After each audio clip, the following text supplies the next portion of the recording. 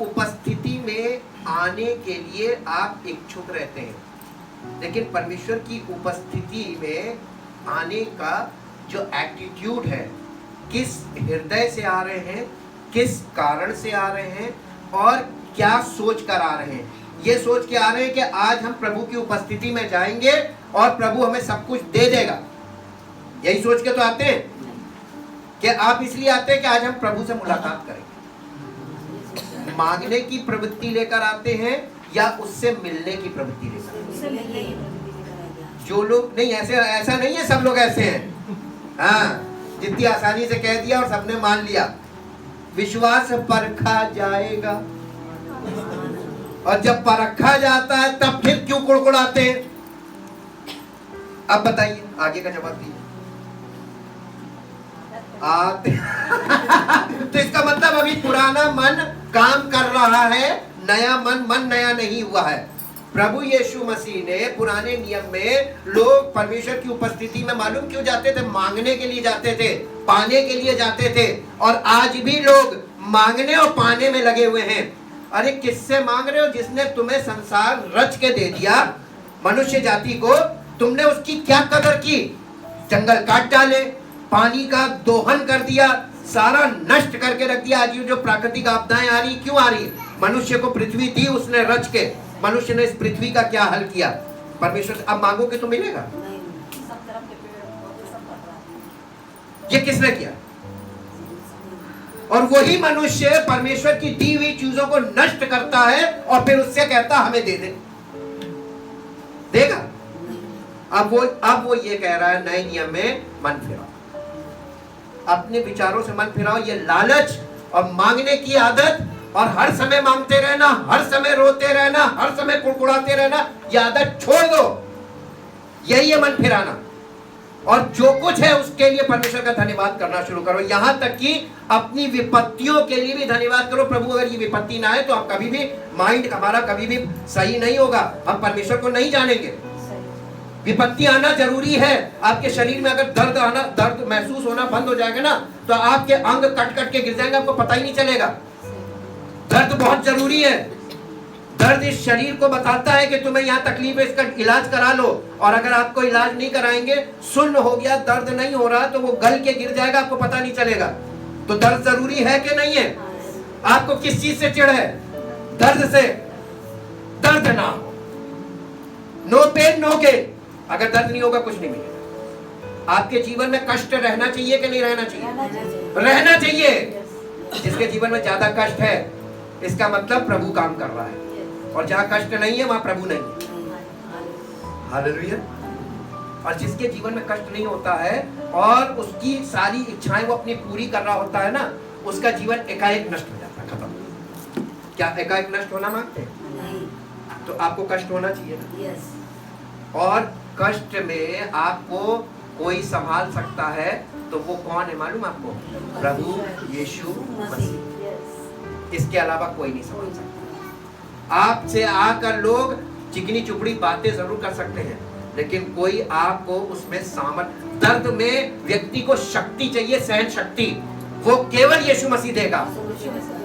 और बाकी लोग आपको दर्द बढ़ाएंगे। कैसे बढ़ाते हैं? अरे तुम्हारे साथ ऐसा बड़ा गलत हुआ, अरे ऐसा नहीं होना चाहिए, ऐसा आपके साथ नहीं होना। ये वाली बातें लोग करेंगे आपसे, और ऐसे ही लोग पसंद। आप ही के साथ ऐसे क्यों होता है? आप ही के साथ ऐसा क्यों होता है? पलित करनी है उसकी, तो और आप ही के साथ ऐसे क्यों? और शक का कीड़ा डाल दिया। दर्द का एहसास कराएंगे आपको, यानी जले पे नमक छिड़केंगे। ये ले थोड़ा सा और छिड़क दो, अब आप टेंशन। हाँ, बोलो तकलीफों के लिए प्रभु का धन्यवाद, वो सहन शक्ति तो दे रहा है। हालेलुया। क्लेशों में भी उसका धन्यवाद करो, क्योंकि क्लेश में प्रभु की महिमा प्रकट होती है। आज हमारे साथ एक पद निकालिए आप, जो आपको मिलेगा 2 कुरिन्थियों 5 अध्याय उसका 7 पद। 2 कुरिन्थियों 5 अध्याय उसका 7 पद। 2 कुरिन्थियों, क्योंकि हम रूप को देखकर नहीं, क्योंकि हम रूप को देखकर नहीं, पर विश्वास से चलते हैं। पर विश्वास से चलते हैं। विश्वास में नहीं चलते हैं, विश्वास से चलते हैं। आप कैसे चलते हैं? चलने का मतलब आप लोग सोच रहे होंगे चलना पड़ेगा। नहीं, ये चलने की बात नहीं हो रही है। हिंदी भाषा है ना, हिंदी में आपको कभी कोई चीज क्रिस्टल क्लियर नहीं होगी। मेरे साथ एक पद निकालिए जो आपको मिलेगा। इसी को इंग्लिश में पढ़ दीजिए पहले, इंग्लिश में। For we walk by faith, For we walk by faith, we regulate our life. we walk by believe नहीं लिखा हुआ है, we walk by, इसका मतलब क्या हुआ? फेथ में एक्शन है ना, we walk by faith। आप मन के विश्वास से चल रहे हैं या उस प्रभु पर विश्वास करके चल रहे हैं? वी ट्रस्ट इन गॉड, ये फेथ है। फेथ का मतलब हम परमेश्वर के इकलौते पुत्र प्रभु यीशु मसीह के द्वारा चल रहे हैं। इसको इंग्लिश में बेटा और आगे पढ़ो, इसमें इसका मतलब खोला गया है। We regulate our life. यानी हम विश्वास में चल रहे हैं, विश्वास से चल रहे हैं का मतलब है हम विश्वास से चलते हैं का मतलब है We regulate we regulate our lives our lives and conduct ourselves and conduct ourselves by our conviction by our conviction or belief or belief respecting man's relationship with respecting man's relationship to to God God and divine things and divine things with trust and holy fervor. fervor. Thus, We walk not by walk not by sight sight or appearance. और appearance। इसका मतलब क्या हुआ? हम कोई चीज देख कर नहीं चल रहे हैं, बल्कि हम चल के जा रहे हैं और हमको दिखने लग रहा है। जब हम चलने लगते हैं तो आप यहाँ से आलमबाग को देख सकते हैं, आलमबाग चौराहा दिखेगा आपको। तो आप जब आलमबाग की तरफ चलने लगेंगे तो आपको दिखने लगेगा कि आ रहा चौराहा। किसी से पूछिए, कहेगा बस थोड़ी देर, किसी से पूछिए। और जब आप चलते चलते चलते तो आपको आलमबाग चौराहा दिखाई दे जाएगा, घर बैठे दिखेगा। तो आपको स्पिरिचुअली चीजें दिख क्यों नहीं रही है? क्योंकि आप स्पिरिचुअल लाइफ जी नहीं रहे।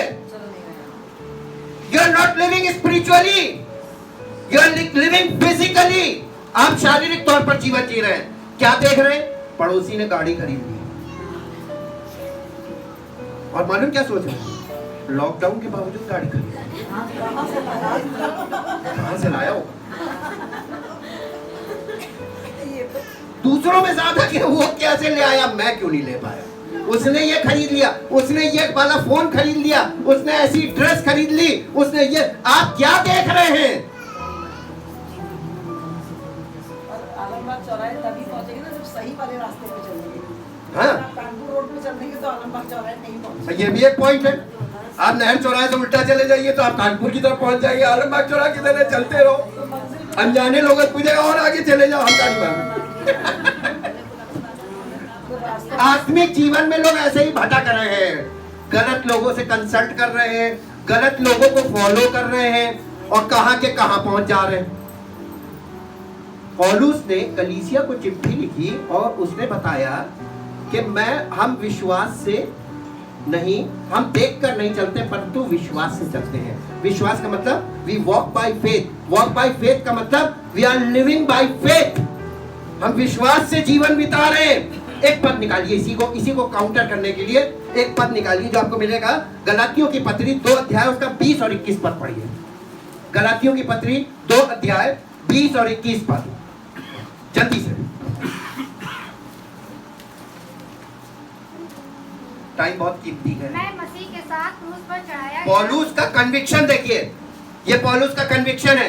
मैं मसीह के साथ क्रूस पर चढ़ाया गया। जब तक आप अपने आप को मसीह के साथ क्रूस पर चढ़ा नहीं देंगे तब तक आप कह नहीं सकते कि मैं मसीह के साथ क्रूस पर चढ़ाया गया। एक बार चढ़ा के तो देखिए। मसीह के साथ क्रूस पर चढ़ाने का मतलब ये शरीर को निष्क्रिय कर देना कि अब हम शरीर के अनुसार कुछ नहीं करेंगे। हालेलुया, बहुत कठिन बात है। जब हम कहते हैं ना कि आपको प्रभु में कुछ नहीं करना है तो आपको बड़ा आश्चर्य होता है कि ये कैसे कह देते हैं कि नहीं करना है, और आप क्रिया करना मांगते हैं शरीर से। शरीर की क्रियाएं दुनिया के लोग कर रहे हैं, देख तो लो। कहीं आपको नहीं दिखेगा जो पौलुस के अंदर दिख रहा है वो उनके अंदर नहीं दिखेगा। कंपेयर करके देख लो, वो कन्विक्शन जो पौलुस के अंदर था उनके अंदर नहीं है। कंपेयर करके देख लो। Hear the word and see the world. वचन को सुनो और संसार को देखो, आपको पता चल जाएगा संसार में ये क्यों हो रहा है और जो लिखा है वो ऐसा क्यों नहीं हो रहा है। कन्विक्शन नहीं था, पौलुस के पास ये कन्विक्शन था, तो उसने कहा मैं मसीह के साथ क्रूस पर चढ़ाया गया। उसने अपने आप को क्रूसीफाई कर दिया with Jesus Christ, and this is true. आगे अब मैं जीवित न रहा, अब वो कह रहा है ही डिक्लेयर हिमसेल्फ डेड, अब मैं जीवित नहीं रहा पर मसीह मुझ में जीवित पर वो मुझ में जीवित है। कौन? मसीह। मसीह मुझ में जीवित है। क्या आप जब तक अपने आप को टोटली सरेंडर नहीं करते, डेडिकेशन, डिसाइसिव डेडिकेशन इसी को बोलते हैं कि मैं मसीह के साथ क्रूस पर चढ़ा दिया गया, अब मैं जीवित ना रहा वरन मसीह मुझ में जीवित है, और मैं शरीर में अब जो जीवित हूँ, और शरीर में अब जो मैं जीवित हूँ तो केवल उस विश्वास से जीवित हूँ उस विश्वास से जीवित हूँ जो परमेश्वर के पुत्र पर है, जो परमेश्वर के पुत्र पर है। जिसने पौलुस शरीर में जीवित था लेकिन शरीर के अनुसार नहीं चल रहा था, उसने इसलिए बात की थी। हालेलुया। इसको बोलते हैं रेफरेंस टू कॉन्टेक्स्ट। आप किसी बात की जब कोर्ट में चिरह होती है ना, वह कानून में भी यही प्रोसेस चलता है जो यहाँ पे चलता है। तर्कपूर्ण बात और आपका विश्वास तब साबित होगा जब आप उस चीज को अपने जीवन में साबित करके दिखाओगे, वरना व्यर्थ। देखिए, विश्वास का मतलब ये होता है कि आप किस पर विश्वास करें। पहली बात तो ये हो गई, अगर आपका विश्वास सही तो वो प्रमाण के रूप में, भौतिक रूप में सामने आता है। हाँ, इसीलिए कि अगर मान लीजिए आप सच्चे प्रभु पर विश्वास करते हैं, जो आपको मिल रहा है, तो वो प्रमाण आपको इफेक्ट दिखना चाहिए। और अगर गलत है तो वो इफेक्ट भी दिखता है। जी, दोनों दिखता है। और ज्यादा कौन सा दिख रहा है? इंग्लिश में बेटा पढ़ना, इंग्लिश में। I have been crucified I have been crucified. with Christ. Past. I have been crucified. मैं क्रूस पर क्रूसीफाई हो चुका हूँ। With Christ. In Him, In Him. I have shared His crucifixion. In Him I have shared His crucifixion. कब उसने ये share किया?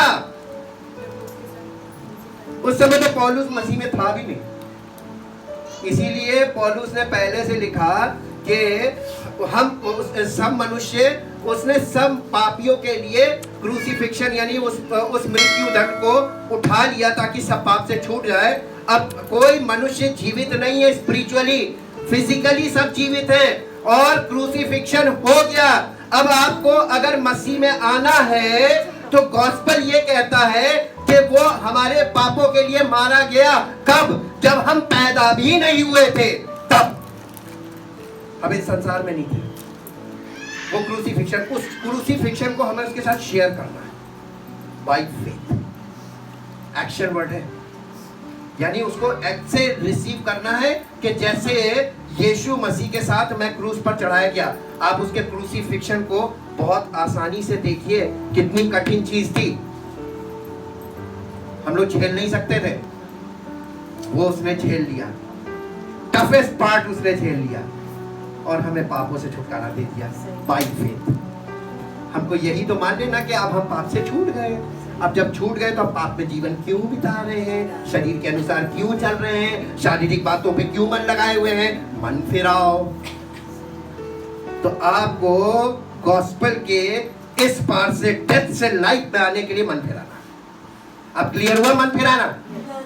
जब तक शरीर की क्रियाओं से, शारीरिक कामों से, शारीरिक जीवन से, शारीरिक परंपराओं से, सोच से, इन चीजों से जब तक मन नहीं फिराओगे, क्योंकि मन इसलिए नहीं फिर रहा है क्योंकि क्रूसीफिक्शन शेयर नहीं करा। That's why Paul said, I have been crucified with Christ. और अब मैं जो जीवित, इंग्लिश में आगे पढ़ना बेटा। It is no longer I It is no longer I who lives, but Christ the Messiah but Christ the Messiah lives in me. lives in me. अब आपके अंदर कौन होना चाहिए? नहीं है। एब्सेंस ऑफ क्राइस्ट, और एब्सेंस ऑफ क्राइस्ट मीन्स हमारे जीवन में परमेश्वर की उपस्थिति नहीं है। We need the presence of God in our lives. एक बात और पढ़िए जो आपको मिलेगा, दूसरा कुरिन्थियों 4 अध्याय का 18 पद। दूसरा कुरिन्थियों 4 अध्याय का 18 पद। पहले हिंदी में फिर इंग्लिश में। दूसरा कुरिन्थियों 4:18। और हम तो देखी हुई वस्तुओं को नहीं, हम पौलुस यहाँ पे कलीसिया को चिट्ठी लिख रहा है, हम तो देखी हुई वस्तुओं को नहीं परंतु अनदेखी वस्तुओं को देखते रहते हैं। परंतु अनदेखी वस्तुओं को देखते रहते हैं। आप किस चीज को देख रहे हैं? देखी हुई वस्तु है नहीं, देखी हुई वस्तु है। इमेजिनेशन में कभी जवाब मत दीजिएगा, कल्पना करके कभी मत बोलिएगा। आप कल्पना करते हैं कि हम अनदेखी वस्तु देख रहे हैं, आपको अनदेखी वस्तु मालूम ही नहीं क्या है। प्रेजेंस ऑफ गॉड, अनदेखी वस्तु कभी किसी ने परमेश्वर की उपस्थिति को नहीं देखा था। परमेश्वर को एज ए पर्सन कभी किसी ने नहीं देखा था। जब यीशु मसीह में परमेश्वर प्रकट हुआ एज ए पर्सन, लोगों ने उसके साथ सब तरह का बुरा व्यवहार किया और उसने होने दिया, ताकि क्रूसीफिक्शन और रिजरेक्शन के बाद जब सुसमाचार यानी उद्धार का कार्य पूर्ण हो जाए, तब जब सुसमाचार दिया जाएगा तब इनकी आंखें खुल जाएंगी। इसीलिए पौलुस ने लिखा, जो आंख ने नहीं देखा, कान ने नहीं सुना और जो मनुष्य की चित्त में कभी नहीं आया, वही है परमेश्वर ने योजनाएं बनाकर हमारे लिए रखी। हालेलुया। नए नियम की बातों को झेलना बहुत मुश्किल है। आप सुन तो लेते हैं, फिजिकल माइंड से सुनेंगे, फिजिकल जवाब देंगे, और स्पिरिचुअली सुनेंगे तो चुप हो जाएंगे और कहेंगे प्रभु अनुग्रह कर। आपकी सोच बदल जाएगी, आपकी बोली बदल जाएगी, आपका व्यवहार बदल जाएगा, आपका चरित्र बदल जाएगा, सब कुछ बदल जाएगा। अगर आपने परमेश्वर की आत्मा के द्वारा नए नियम को या सुसमाचार को सुन लिया तो। सुसमाचार में परमेश्वर की सामर्थ्य है, ऐसे ही नहीं लिख दिया उसने। और जितना सुसमाचार के साथ आप खिलवाड़ करते हैं, उतना अपने जीवन पर क्लेश लाएंगे। बहुत क्लेश आएगा, बहुत क्लेश आएगा, झेल जाएंगे, क्योंकि परमेश्वर ने अपने पुत्र को हमारे लिए बलिदान किया है। वो बकरा और बछड़ा नहीं बलिदान किया है। हालेलुया। और परम पवित्र को हमारे लिए बलिदान किया है, पापियों के लिए। हालेलुया। तो हम उस परम पवित्र के उस बलिदान को, सैक्रिफाइस को बर्बाद करते हैं उसके साथ खिलवाड़ करके। कभी मत कीजिएगा। अभी तक आपको सुसमाचार अब समझ में आ रहा है ना, खुल खुल के। अब पूरा नया नियम क्लियर हो जाएगा। हालेलुया। हम फिर से पढ़ना बेटा। और हम तो देखी हुई वस्तुओं को नहीं, हम तो देखी हुई वस्तुओं को नहीं परंतु अनदेखी वस्तुओं को देखते रहते हैं। परंतु, अरे बाप रे, ये बहुत बड़ा स्टेटमेंट है। अनदेखी वस्तुओं को देखते रहते हैं, कंटिन्यूअसली फोकस्ड है। किसी चीज को देखते रहना यानी उसको फोकस कर लिया आपने, आप फोकस हो गए, वहां पर केंद्रित हो गए। देखते रहते हैं क्योंकि देखी हुई वस्तुएं थोड़े ही दिन की हैं। आप क्या चीज देख रहे हैं? बताइए, आपको क्या चीज दिखाई दे रही जो आपको इच्छा है कि ये मिल जाए? बताइए, कोई चीज बताइए जो आपके मन में हो। कार, बंगला, गाड़ी, पैसे, यही सब तो दिखाई देता, ज्वेलरी, कपड़े, ये इंसान यही सब देख रहा है। और मालूम उसके अलावा क्या देख रहा है? इसकी साड़ी मेरी साड़ी सफेद कैसे, इसका सूट मेरे सूट से महंगा कैसे। हम लोगों को तो हमने नहीं बदला है, हमें परमेश्वर की आत्मा ने बदला है, लेकिन सचमुच हमें अपने आसपास यही चीजें दिखाई दे रही हैं। जो आपको दिखाई दे रहा है ये टेम्पररी है। अब आप बताइए, आप टेम्पररी में मन लगाएंगे कि परमानेंट में मन लगाएंगे? हम आपको एक चीज दिखाते हैं, आइए हम एग्जांपल में चलते हैं, जल्दी से मेरे साथ आइए। निर्गमन। दादा, कई साल पहले मैंने एक इमेजिन किया था, जब मैं प्रभु में शुरुआत करी थी, कि मेरे ससुराल के लोग बिल्कुल यूनाइट हो जाएंगे, भाई भाई। तो आज वो साक्षात प्रमाण के रूप में मुझे दिख रहा है। जी, जो आपने आशा की थी, मसीह में आने के बाद वो चीज आपको प्रमाणित हो गई। यही तो लिखा हुआ, आशा की वस्तु का दृढ़ निश्चय और अनदेखी वस्तुओं का प्रमाण विश्वास, फेथ। जी, आइए मेरे साथ आइए, निर्गमन की पुस्तक 14 अध्याय। देखिए, एक इंसिडेंट दिखाते हैं। 14 अध्याय उसके 9 पद से पढ़िए। हाँ हाँ। और फिरौन के सब घोड़ों, पर फिरौन के सब घोड़ों और रथों और सवारों समेत मिस्री सेना ने उनका किनका पीछा किया? इजराइलियों का।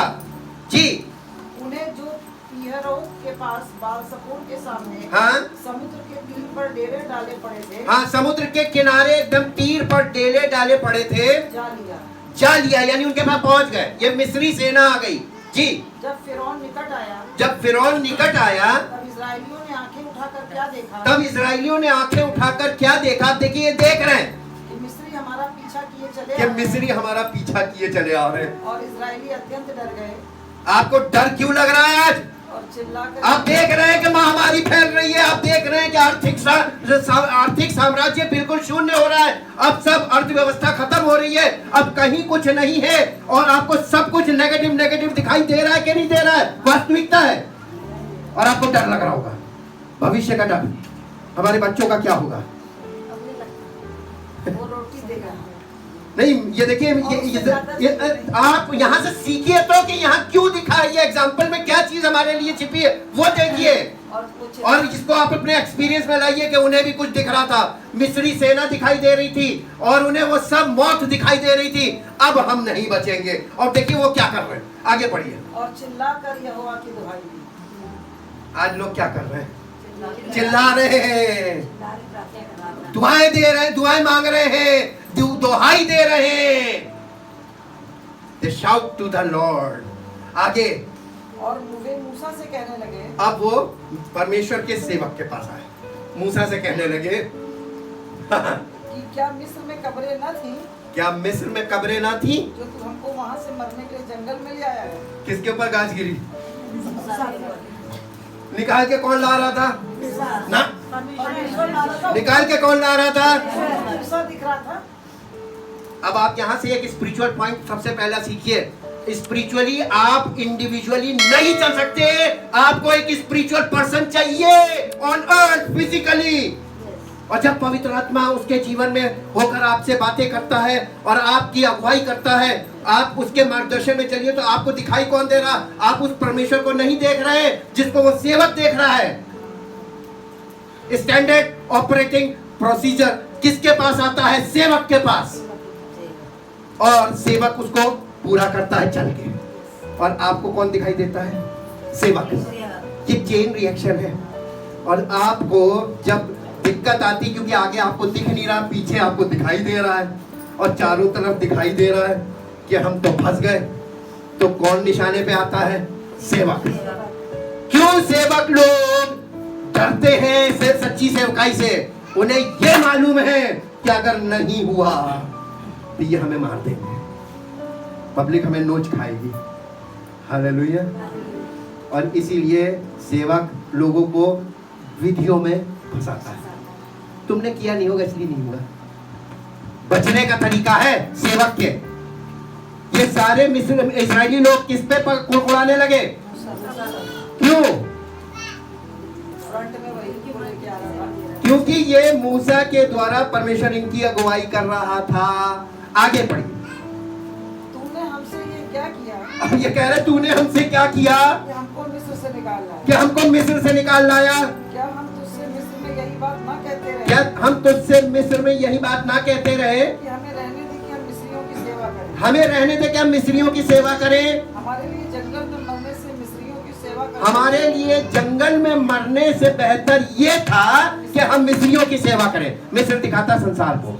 सांसारिक जीवन लोगों को क्यों पसंद है मालूम है? नौकरी छोड़ दी, प्रभु के पीछे हो लिए, हमें क्या मिलेगा?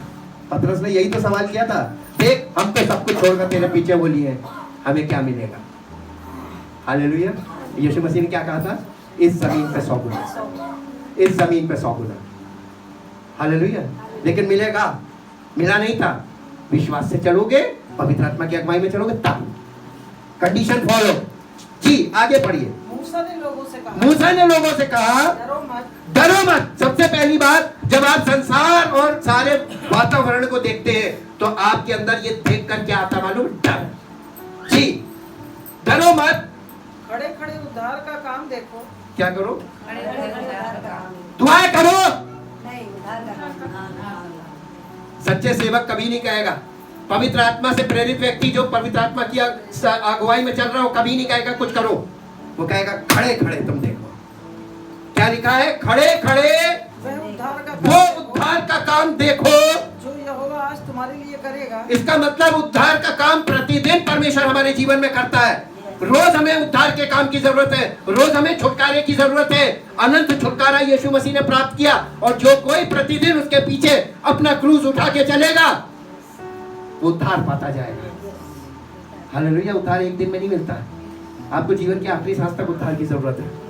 जो अंत तक धीरज धरेगा उसी का उद्धार होगा। हालेलुया। अब ये बात समझ में आई? जो अंत तक धीरज धरेगा उसी का उद्धार होगा। और उसने कहा आज तुम खड़े खड़े उस परमेश्वर की सामर्थ को आज देखो, जो आज तुम्हारे लिए करेगा, उद्धार का काम करेगा। जो यहोवा आज तुम्हारे लिए करेगा। जो यहो कौन करेगा? मूसा ने कहा मैं नहीं कर सकता, लेकिन जिसने मेरे द्वारा तुमको संदेश दिया है वो यहोवा उद्धार का काम करेगा। हालेलुया। प्रभु यीशु मसीह आपके जीवन में छुटकारे का काम करेगा। खड़े खड़े देखो, यानी अभी तो तुमने चलना शुरू नहीं किया है, जब उद्धार पाओगे तो चलने लगोगे जी। क्योंकि जिन मिस्रियों को आज तुम देखते हो, क्योंकि जिन मिस्रियों को तुम आज देखते हो उनको फिर कभी ना देखो, उनको फिर कभी ना देखो। क्या हो जाएगा? ये टेम्पररी चीज देख रहे थे। जब ये ऐसी परिस्थिति में जब प्रभु आपको संसार में से निकालता है ना और परमेश्वर के राज्य की ओर लेकर चलता है, तो जंगल का रास्ता आता है, तब आपको जंगल दिखाई देता है, तब आपको सब तरह की मुसीबतें दिखाई देती है, समस्याएं दिखाई देती है, मन कच्चा होने लगता है, तब आपको ये पछतावा होता है बेकार हमने यार ये ग्रहण कर लिया, वही ठीक थे, मिस्र में सही थे। हालेलुया। लेकिन मूसा के द्वारा परमेश्वर का आत्मा इनसे कह रहा था आज तुम खड़े खड़े देखो कि परमेश्वर क्या करता। परमेश्वर ने क्या किया था मालूम आपको? ये झूठ नहीं है, ये वास्तविक है। परमेश्वर ने उसी लाल समुद्र से इन्हें तो पार निकलने दिया और उसी लाल समुद्र में दुश्मन की सेना को घुसने दिया, लेकिन पार नहीं होने दिया, उसी में मस्त कर दिया, बर्बाद कर दिया, मट्टी पानी में मिला दिया। हालेलुया। घुसे तो वो भी थे और उसे ये भी थे, जिन्हें पार निकलना था उन्हें पार निकाला, जिन्हें नहीं निकलना था उसे उसी में मिला दिया। ये था परमेश्वर का उद्धार। Thank you Jesus. क्योंकि वो मूसा की अगुवाई में चल रहे थे, मूसा के द्वारा परमेश्वर की आत्मा की अगुवाई में चल रहे थे, इसीलिए वे पार निकल गए और मिस्री सेना उनका पीछा करके घुसी थी और उसी में नष्ट हो गई। आपका पीछा आपके दुश्मन करेंगे, आप उद्धार के मार्ग में चलते रहना, रुकना मत। रुक गए तो दुश्मन मार देगा और परमेश्वर कभी नहीं बचाएगा। परमेश्वर कहेगा तुम चले क्यों नहीं थे? हालेलुया। गलती किसकी? देख क्या रहे थे? दुश्मन की सेना देख रहे हैं, वो क्यों नहीं देख रहे हो कि जो परमेश्वर तुम्हारे लिए कर रहा है? हालेलुया। हम विश्वास से चलते हैं, आंखों से देखकर नहीं चलते हैं। इस बात को हमेशा याद रखिएगा। एक इंसिडेंट और दिखाता हूँ आपको। दूसरा राजा बहुत जल्दी से निकालिए। दूसरा राजा और उसका अध्याय 6 अध्याय का 15 पद से पढ़िए। दूसरा राजा अध्याय 6 और 15 पद से। Thank you Jesus, thank you Jesus. भोर को परमेश्वर के भक्त का टहलुआ उठा। भोर को परमेश्वर के भक्त का टहलुआ उठा और निकलकर क्या देखता है? घोड़ों और रथों समेत एक दल नगर को घेरे हुए। और उसके सेवक ने उससे कहा, और उस भक्त के सेवक ने उससे कहा, हाय मेरे स्वामी हम क्या करें? हाय मेरे स्वामी हम क्या करें? डर गया है ना। ये एलीशा का सेवक है। एलीशा भविष्यवक्ता था, एलीशा का सेवक है, एलीशा भविष्यवक्ता का सेवक है। उसने कहा देखिए, पर एलीशा जो था वो सच्चा भविष्यवक्ता था, परमेश्वर की आत्मा से प्रेरित, आत्मा से भरा, उस परमेश्वर का आत्मा उसमें वास करता था। और मालूम क्या हुआ? उसने क्या कहा? मत डर। मूसा ने क्या कहा था? मत डर। जब परमेश्वर की आत्मा से प्रेरित व्यक्ति होगा वो हमेशा से कहेगा मत डर, क्योंकि आज सब लोग डर से भरे हुए। भविष्य का डर सता रहा है, वर्तमान का डर सता रहा है, क्योंकि पास्ट में हमने ऐसा देखा है जिससे हमारे अंदर डर बैठ गया। बिजनेस डूब जाने का डर, बिजनेस फेल हो जाने का डर, पैसे डूब जाने का डर, बच्चे का भविष्य क्या होगा, एजुकेशन स्टॉप है, सब कुछ बंद हुआ जा रहा है। डर डर डर डर जी। क्योंकि जो हमारी ओर है, एलीशा कहने लगा मत डर, क्योंकि जो हमारी ओर है वह उनसे अधिक है। अरे जो उनकी ओर है, उसे क्या मालूम उसकी ओर कौन है? एलीशा को मालूम था, एलीशा को दिखाई देता था, उसको दिखाई नहीं देता था, क्योंकि जो लोग फिजिकली देख के चल रहे हैं वो तो डरेंगे, लेकिन जो परमेश्वर की आत्मा के अनुसार चल रहे हैं वो नहीं डरते। सबसे पहली चीज है स्पिरिचुअल लाइफ की, आपके अंदर डर नहीं होगा। और आपको मालूम है डर एक ऐसी चीज है, ये सारे रोगों को पैदा करती है, क्योंकि आपका माइंड स्टेबल होता है, आपका बीपी हाई होता है, आपका शुगर हाई होता है, केवल डर। डर आपके जीवन को बर्बाद कर रहा है, आपके शरीर को बर्बाद कर रहा है, और सब बीमारियों को पैदा कर रहा है डर। और जिसके अंदर से डर खत्म हो जाता है, उसके अंदर से सारे रोग चले जाते हैं। टोटल हीलिंग चाहिए, टोटल हीलिंग चाहिए। आपको विश्वास करना पड़ेगा, आपको विश्वास से देखना पड़ेगा, आपको विश्वास से चलना पड़ेगा। शारीरिक आंखों से देखकर मत चलिए, माइंड से सोचकर मत चलिए। अपना असेसमेंट छोड़ दीजिए, अपना गुणा भाग छोड़ दीजिए। आप वो गुणा भाग नहीं लगा पाएंगे, क्योंकि जितने गुणा भाग से आप सोचेंगे कि मेरी इनकम इतनी हो जाएगी, और अगले ही पल वो सारी इनकम आपकी चली जाएगी। एग्जाम एक थोड़ी देर के लिए इमेजिन कीजिए, आपने अपने बुढ़ापे के लिए पैसा यानी जमा किया। लोग जमा करते हैं, भविष्य का डर सजाता है कि ये बुढ़ापे में हमारे काम आएगा, और आपके बुढ़ापे से पहले एक बड़ी समस्या, एक बड़ी बीमारी आती है, सारा पैसा चट कर जाती है। कहाँ गई प्लानिंग? परमेश्वर कहता करके देख लो प्लानिंग, और देखिए ऐसा हो रहा है। इसका मतलब हमारा भविष्य परमेश्वर के हाथ में सुरक्षित है, पैसों से नहीं। हमारी योजनाओं से हमारा भविष्य सुरक्षित नहीं हो सकता। ये तो कमाने के माध्यम संसार में है, भविष्य का डर दिखा के कमा लो। हालेलुया। आगे आगे पढ़िए। तब एलीशा ने ये प्रार्थना की, तब एलीशा ने परमेश्वर से कहा, उससे प्रार्थना की, हे यहोवा इसकी आंखें खोल दे, इसकी आंखें खोल दे, ये मेरे सेवक की आंखें खोल दे। ये बाबा डर रहा है, इसका मन कच्चा हुआ जा रहा है, मुझे तो दिखाई दे रहा है, इसकी आंखें खोल दे जी, कि ये देख सके, कि ये देख सके। तब यहोवा ने सेवक की आंखें खोल दी, तब यहोवा ने सेवक की आंखें खोल दी, और जब वह देख सका, और जब वो देख सका, क्या देखा? तब क्या देखा? कि एलीशा के चारों ओर का पहाड़, एलीशा के चारों ओर का पहाड़ अग्नि में घोड़ों और रथों से भरा। ओ ले, राजा के घोड़े और रथ जमीन पे दिखाई दे रहे थे, और एलीशा जहां पर था उसके उस पहाड़ के चारों ओर अग्नि में घोड़े और रथ थे। हालेलुया। ये किसको दिखाई दे रहे थे? एलीशा को दिखाई दे रहे थे, और एलीशा को दिखाई दे रहे थे। एलीशा ने कहा अकेला मैं देख रहा हूं, ये डरा जा रहा मेरा सेवक, प्रभु इसकी आंखें खोल दे, ये भी देख ले, इसका डर खत्म हो जाए।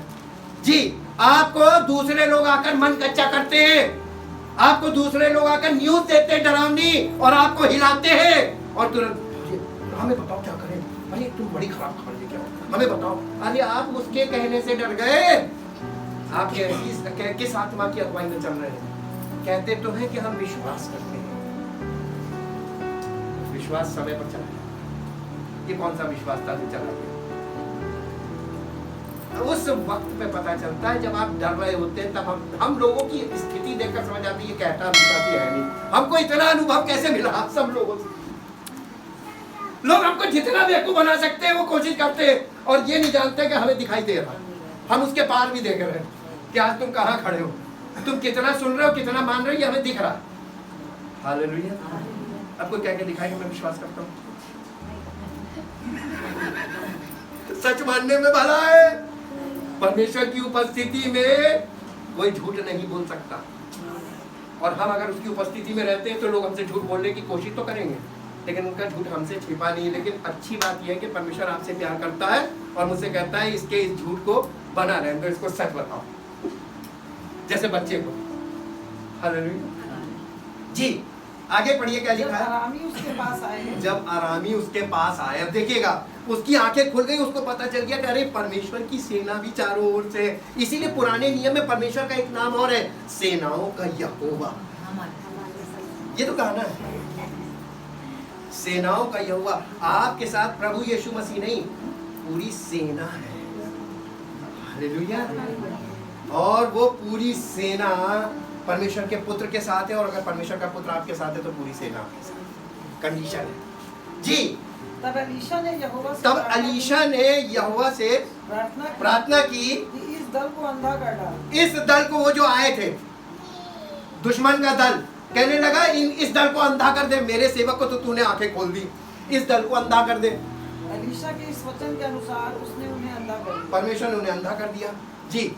तब एलीशा ने उनसे कहा, तब एलीशा ने उनसे कहा, उस दल से कहा, यह तो मार्ग नहीं है ये गलत रास्ते पे आ गए हो तुम, ये रास्ता नहीं है और न ये नगर है और ना ये वो जगह है जहाँ तुम आना मांग रहे हो, जिस शहर में तुम आना मांग रहे थे। मेरे पीछे हो लो, मेरे पीछे हो लो, मैं तुम्हें उस मनुष्य के पास मैं तुम्हें उस मनुष्य के पास जिसे तुम ढूंढ रहे हो पहुंचाऊंगा। जिसे तुम ढूंढ रहे हो पहुंचाऊंगा। तब उसने उन्हें शोमरोन को पहुंचा दिया। उन्हें शोमरोन में पहुंचा दिया।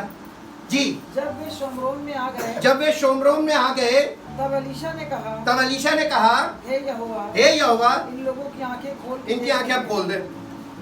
हाँ, तब यहोवा ने उनकी आंखें खोल तब दी। यहोवा ने उनकी आंखें खोल दी। और जब वे देखने लगे, और जब वे देखने लगे, तब क्या देखा? तब क्या देखा? कि हम शोमरोन के मध्य में हैं। हम शोमरोन के मध्य में जहाँ नहीं आना चाह रहे थे। जी, उनको देखकर इजराइल के राजा ने एलीशा से कहा, उनको देखकर इजराइल के राजा ने एलीशा से कहा, हे मेरे पिता। हे, अरे परमेश्वर के सेवक को राजा क्या कह रहा है?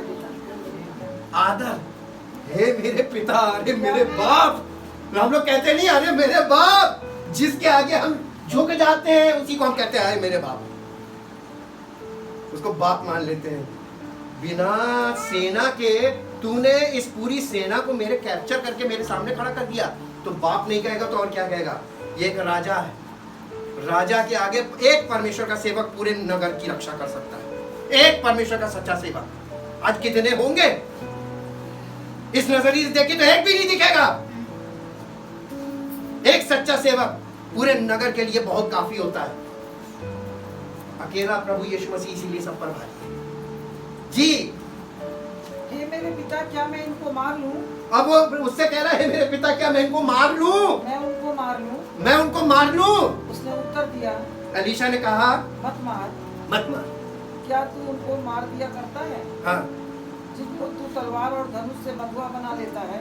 जिनको तुम अपने हथियार के बल पे बंदी बना लेते हो, क्या उनको मार देते हो क्या? तू उनको अन्न जल दे, तू उनको, यानी उल्टा काम, तू उनको अन्न जल दे, वे खा पी कर अपने स्वामी के पास चले ये खा पी कर अपने स्वामी के पास चले जाए, इनको खिला पिला विदा कर दो। जी, तब उसने उनके लिए बड़ी जेबनार की। हाँ, और जब वे खा पी चुके, हाँ, तब उसने उन्हें विदा किया। हाँ।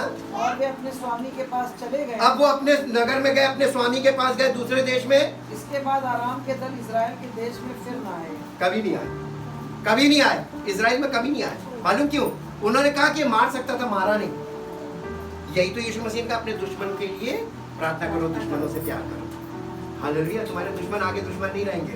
जो आज तुम्हें दुश्मन दिखाई दे रहे इसलिए है क्योंकि तुम प्रभु के साथ नहीं हो। और जिस दिन प्रभु तुम्हारे साथ होगा, तुम्हारे दुश्मनों से तुम्हारा मेल करा देगा। हालेलुया। सारे पूरी बाइबल की सारी बातें यीशु मसीह में पूरी होती है। He fulfilled the word in him। आपको मसीह में परिपूर्ण होना है, भरपूर होना है। Thank you, thank you, thank you. देखना शुरू कर दें या अभी भी देखना बाकी? लास्ट में एक वर्ष निकालिए, प्रार्थना में चलेंगे। नए नियम आ जाइए, इब्रानियों की पत्री, इब्रानियों की पत्री, जल्दी से आ जाइए। इब्रानियों की पत्री उसका 11 अध्याय का 24 पद पढ़िए। 11 अध्याय 24 पद है। 11 अध्याय 24 पद। विश्वास ही से मूसा ने सयाना होकर फिरौन की बेटी का पुत्र कहलाने से इनकार किया। फिरौन की बेटी का बेटा कहलाने से इनकार कर दिया। इसलिए कि उसे पाप में थोड़े दिन के सुख भोगने से परमेश्वर के लोगों के साथ दुख भोगना अधिक उत्तम लगा। परमेश्वर के लोगों के साथ दुख भोगना अधिक उत्तम लगा। ये उसका डिसीजन था। उसके पास मिस्र के धन का भंडार था। वो वहां का पुत्र कहलाता था, उसकी बेटी का बेटा कहलाता था। उसके पास ऑप्शन था कि वो या तो यहाँ पे रहे और या मसीह के खातिर दुख उठाने के लिए निकल जाए। उसने एक्सेप्ट क्या किया? Choosing power. आप क्या चूज करेंगे? आपको तो गड्डी गिरा दे, वहीं गिर जाएंगे, क्योंकि आप फिजिकली देखते हैं। दिखाई दे पीछे चल देंगे। बहुत सही, आगे बढ़िए। उसने मसीह के कारण निंदित होने को मिस्र के भंडार से बड़ा धन समझा। देखिए, एक तरफ मसीह के कारण निंदित होना और एक तरफ मिस्र के भंडार है। क्या चूज करेंगे? आज आपके सामने सवाल है। ये कहना कि हम विश्वास करते हैं बहुत सरल बात है, लेकिन अपने विश्वास को साबित करना, जब तक चलोगे नहीं विश्वास साबित नहीं होगा। जीवन व्यतीत करो, तुम्हारी जिंदगी से साबित होगा कि तुम कितना विश्वास करते हो। हालेलुया जी। क्योंकि उसकी उसकी आंखें फल पाने की ओर लगी थी। मूसा की आंखें कहाँ लगी थी? फल पाने। वो ये टेम्पररी चीजें नहीं देख रहा था, वो परमानेंट चीज पे नजर रखे था। उसकी आंखें, आपकी आंखें आज कहाँ लगी? कौन सा फल? उद्धार सबसे बड़ा फल है, परमेश्वर का राज्य सबसे बड़ा फल है। ये पाना चाहते हैं या मिस्र के धन भंडारों पे लगी हुई है? आगे पढ़िए। विश्वास से राजा के क्रोध से न डरकर, नहीं, अब वहीं पे ठीक है। ये लास्ट वर्ष आपने क्या पढ़ी थी, इसको फिर से पढ़िए। क्योंकि उसकी आंखें फल पाने की ओर लगी। ये कौन सी वर्ष है? 26 इंग्लिश में पढ़। He considered the contempt He considered the contempt and abuse and abuse and shame and shame born for the Christ, born for the Christ, the Messiah, the Messiah who was to come. who was to come, जो आने वाला था, उस मसीह के लिए वो ये सब निंदा सह रहा था, सहने के उसने चुना था, जो मसीह आने वाला था। और हम तो मसीह के अंश हो गए। We are the participant of his body. हम उसके देह में जोड़ दिए गए।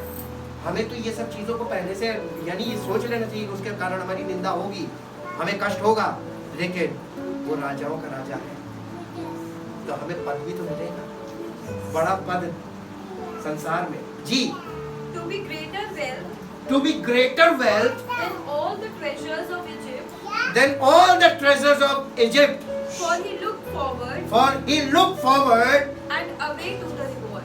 and away to the reward. यानी उसकी आंखें फल पाने की ओर लगी हुई थी, वो लक्ष्य को देख रहा था। और इब्रानियों 12 अध्याय उसके पहले पद पे आ जाइए और प्रार्थना में चलेंगे। इब्रानियों 12 अध्याय का पहला पद। इस कारण जबकि गवाहों का ऐसा बड़ा बादल, इस कारण जबकि गवाहों का ऐसा बड़ा बादल हमें घेरे हुए है, तो आओ हर एक रोकने वाली वस्तु हर एक रोकने वाली वस्तु और उलझाने वाले पाप को दूर करके, और उलझाने वाले पाप को दूर करके वो दौड़ जिसमें हमें दौड़ना है, धीरज से दौड़े। कैसे दौड़े? धीरज से दौड़े और विश्वास के कर्ता और सिद्ध करने वाले यीशु की ओर ताकते रहें। यीशु की ओर ताकते रहे। फोकस कीजिए, उस इटर्नल को फोकस कीजिए। आपको क्या चीज फोकस करनी, जब तक आप उसको फोकस करते रहेंगे आप आत्मिक जीवन में चलते रहेंगे। और 40 फोकस हुए नैया डूबी। Thank you, thank you, thank you Lord. परमपिता परमेश्वर, हम आपका दिल से धन्यवाद करते हैं। आपका पूर्ण वचन सत्य है, और आपके वचन को जब हम पढ़ते हैं तो आपका पवित्र आत्मा गवाही देता है, इतिहास दिखाकर भी, वर्तमान दिखाकर भी, और हमारे जीवन में हमारे भविष्य को दिखाता है। हम धन्यवाद करते हैं पिता परमेश्वर कि आपके वचन के अलावा और इस धरती पर कोई सत्य कुछ नहीं, और आपकी योजनाओं के अलावा किसी की योजना कभी सफल ना हुई है, ना कभी होगी। आप ही की इच्छा पूरी हुई है, आप ही की इच्छा पूरी होगी। इसलिए अपने आप को और सब लोग प्रभु जो यहाँ पर हैं, जो व्यक्ति व्यक्तिगत तौर पर अपना समर्पण कर रहा है आपके इकलौते पुत्र प्रभु यीशु मसीह के सामने, और उस क्रूसीफिक्शन को उसके साथ अपने जीवन में व्यक्तिगत तौर पर शेयर कर रहा है, और इस बात को अपने जीवन में अपना ले रहा है कि मैं उसके साथ मर गया हूँ। प्रभु उसके जीवन में आपकी सामर्थ्य दो, पवित्र आत्मा के द्वारा उसका जीवन नया हो जाए, ताकि आपके पुत्र के द्वारा उसके जीवन में आपकी महिमा प्रकट हो, और सारा आदर सारी महिमा आपको मिले। इस प्रार्थना को आपके इकलौते पुत्र प्रभु यीशु मसीह के नाम से मांगते हैं, आमीन। परमेश्वर आपको आशीष दे।